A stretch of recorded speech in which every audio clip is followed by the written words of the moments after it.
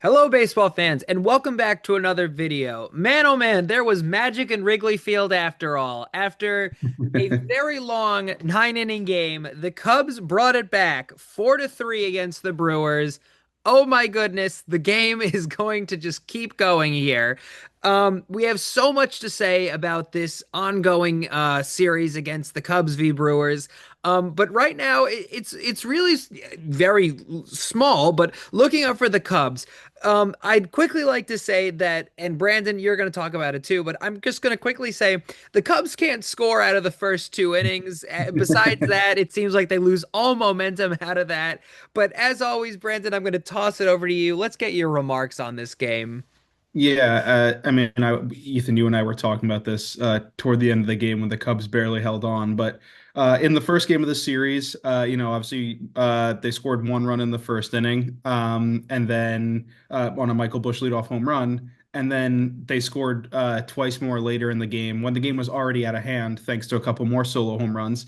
And then in game two, Seiya Suzuki hit a three-run home run in the first inning. They didn't score again. And then today, they scored four runs in the first inning and they didn't score again. So this is a really concerning trend for the Cubs because look, it's great that they're ambushing, the opposing starting pitcher, regardless of who it's been. Freddy Peralta is going to go for the Brewers in game four. So it's a positive sign, but the Brewers bullpen has shut down the Cubs. It's really hard to believe, how, you know, great the performance has been from Milwaukee's bullpen, especially after the Cubs just faced the Padres bullpen, which is, like the best bullpen in baseball. You'd think that, there'd be a little bit more attention to detail when it comes to these later innings when all these, these bullpen guys are trotting out. But the Cubs have just been ineffective against, basically anyone that's relieved the starters. But beyond that, yeah, this was obviously an important win for the Cubs. It keeps the season alive for at least one more game. There's a lot of concerns that, we'll get to, but look, the pitching did its job today. That's what kept the Cubs in it. The defense was solid enough. The offense again showed up in the first inning. But Jameson Tyone was pretty good, and then all the high leverage relievers for the Cubs were excellent. And that's the reason they're playing tomorrow. Yeah, absolutely. There is a concern that we have here in a sec I'll talk about, but I think again, like you said, we used up so many of our pitchers, some good, some bad. Again, not to like we talked about yesterday, Shota Imanaga didn't really have an amazing, Mhm. he hasn't had an amazing series in this, World Series climb. Matthew Boyd's had a pretty good, past few games. But overall, the guys that played this past game, and there were a myriad of players, because we've kind of run out at this point. They really did their job well. There is the concern of who's going to continue playing as we Yeah. really are running out of starting pitchers. The theory is Matthew Boyd will get the Mhm. call up again, but I'm having the sneaking feeling that his arm's going to feel like a sausage in a sock after a while. Yeah, no, it's obviously he was not very, he wasn't great in game one. As you mentioned, he was good in the wild card series though. So the Cubs are sort of just, they're caught between a rock and a hard place right now. In game three, they used again all their high leverage guys. After Tyone, it was Drew Pomeranz, it was Daniel Palencia, it was Andrew Kittredge, it was Caleb Thielbar, and it was Brad Keller. Those are the high leverage relievers for the Cubs. Like those, so and those guys are going to be available for game four. It's all hands on deck right now. And obviously there was an off day between games two and three. But again, every time that the Brewers see these guys, it just makes it easier for their offense. And so the question is going to be, how the heck are the Cubs going to get 27 outs in game four? It's again, we assume Matthew Boyd's going to take the start. He'll be on a very, very, very short leash after game one.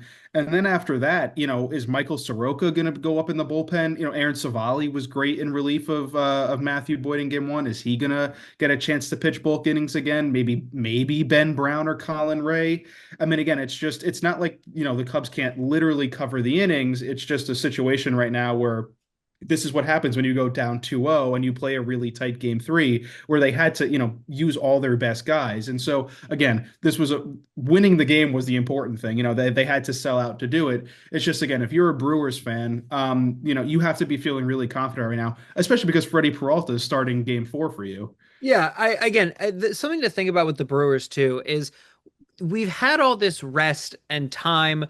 We could have won the game today very easily. We came back near the end of the game. We had the last run in inning seven, I believe it was, that could Yeah. have tied the game easily. We were so close to clinching the win. Again, the Brewers have the upper advantage still.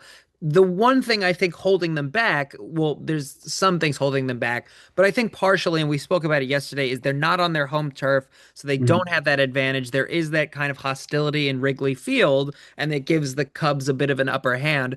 The one thing I'll also say about the Cubs that I think it's kind of an homage if you want to think about it like Rocky Balboa is if the Cubs keep this up, right? Eventually they might just tire the Brewers out.